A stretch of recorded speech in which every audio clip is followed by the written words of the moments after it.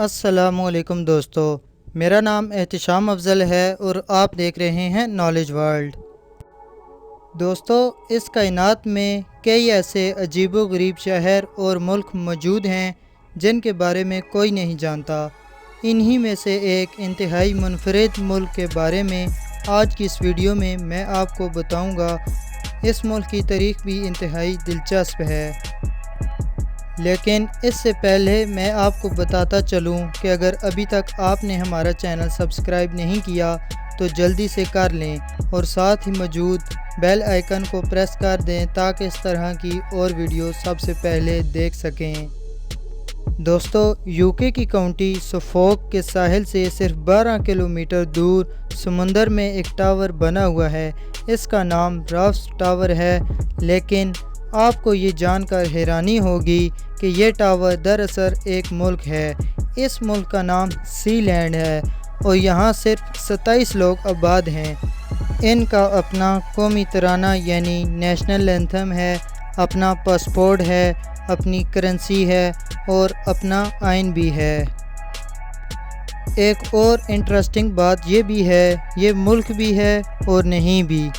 اب آپ تھوڑے کنفیوز ہو رہے ہوں گے، لیکن اس ملک کی انوکھی سی کہانی سن کر آپ کو ساری بات سمجھ آ جائے گی۔ دوسری جنگ عظیم میں برطانیہ نے سفوک سے 12 کلومیٹر دور ایک ٹاور تعمیر کیا اور یہاں اپنی فوج کو تعینات کر دیا تاکہ جرمنی یہاں سے برطانیہ پر حملہ نہ کر سکے۔ جب جنگ ختم ہوئی تو 1956 میں اس ٹاور سے برطانیہ نے اپنی فوج کو واپس بلوا لیا۔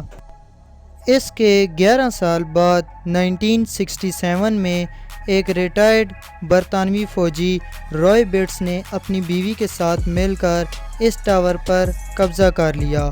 برطانیہ کی حکومت کو یہ بات پسند نہیں آئی اور انہوں نے کچھ ہی دنوں کے بعد ایک برطانوی بحری جہاز کو ان کے پاس بھیجا اور ان کو یہ ٹاور خالی کرنے کو کہا، لیکن برطانوی فوجی میجر رائے بیٹس نے صاف انکار کر دیا اور پھر وہ ہوا جو کسی کے وہم و گمان میں بھی نہیں تھا۔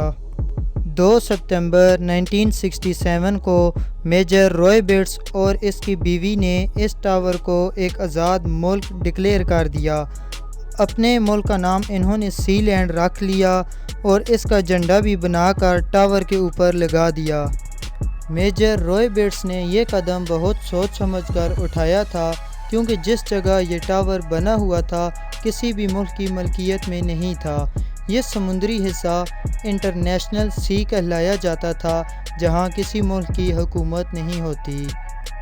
اس کے کچھ عرصے کے بعد میجر رائے بیٹس اپنے بیٹے کے ساتھ برطانیہ واپس گیا، جہاں اس کو گرفتار کر لیا گیا۔ ان پر عدالت میں کیس چلا، لیکن کیونکہ سمندر کا وہ حصہ برطانیہ کی ملکیت میں نہیں تھا تو ان کو چھوڑ دیا گیا۔ دونوں باپ بیٹے اپنے ملک سی لینڈ واپس آ گئے۔ اب آپ سوچ رہے ہوں گے کہ سی لینڈ ایک ملک بن گیا، لیکن یہ کہانی یہاں ختم نہیں ہوئی۔ 1933 کی مونٹے ویڈیو کنونشن کے مطابق ایک ملک بننے کے لیے 4 چیزوں کا ہونا ضروری ہے۔ پہلی چیز پرماننٹ آبادی، دوسری چیز ایک جگہ کا ہونا ضروری ہے جسے ملک کہا جا سکے، تیسری چیز ایک حکومت کا ہونا لازمی ہے۔ 3 چیزیں تو ان کے پاس موجود تھیں، لیکن مسئلہ چوتھی چیز کا تھا اور یہ تھی کہ ایک ملک کا دوسرے ملک کے ساتھ تعلقات ہونا، اور سی لینڈ کا کسی ملک سے کوئی تعلق نہیں تھا، لیکن یہ چوتھی چیز بھی جلد پوری ہو گئی۔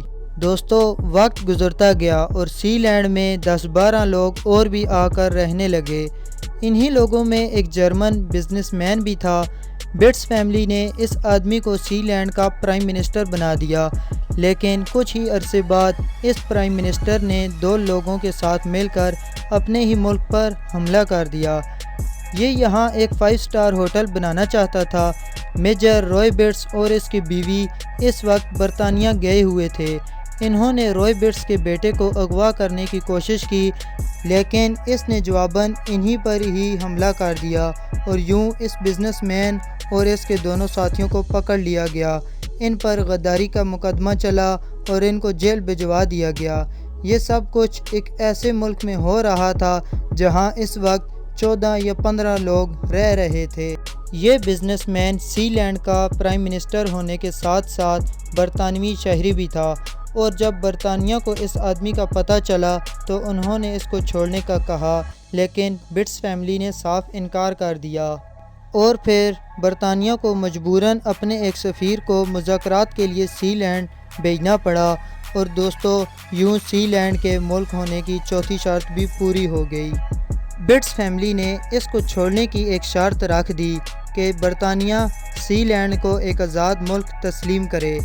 یہ ایک بہت امیر تاجر تھا اور اسی لیے برطانیہ نے سی لینڈ کی یہ شرط بھی مان لی۔ برطانیہ وہ پہلا ملک بن گیا جس نے سی لینڈ کو ایک آزاد ملک مان لیا۔ سی لینڈ کو آپ خرید بھی سکتے ہیں، اس کی قیمت $1 ارب ہے۔ سی لینڈ جیسے ملکوں کو مائکرو نیشنز کہا جاتا ہے۔ یہ وہ ملک ہوتے ہیں جو خود کو ملک تصور کرتے ہیں، لیکن دوسرے ممالک ان کو ملک نہیں مانتے۔ مجھے امید ہے آپ کو سی لینڈ کی یہ دلچسپ کہانی پسند آئی ہوگی۔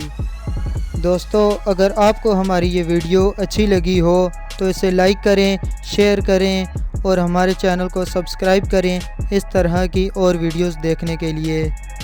ملتے ہیں ایک اور انٹرسٹنگ ویڈیو کے ساتھ، تب تک کے لیے اپنا بہت خیال رکھیے گا۔ اللہ حافظ۔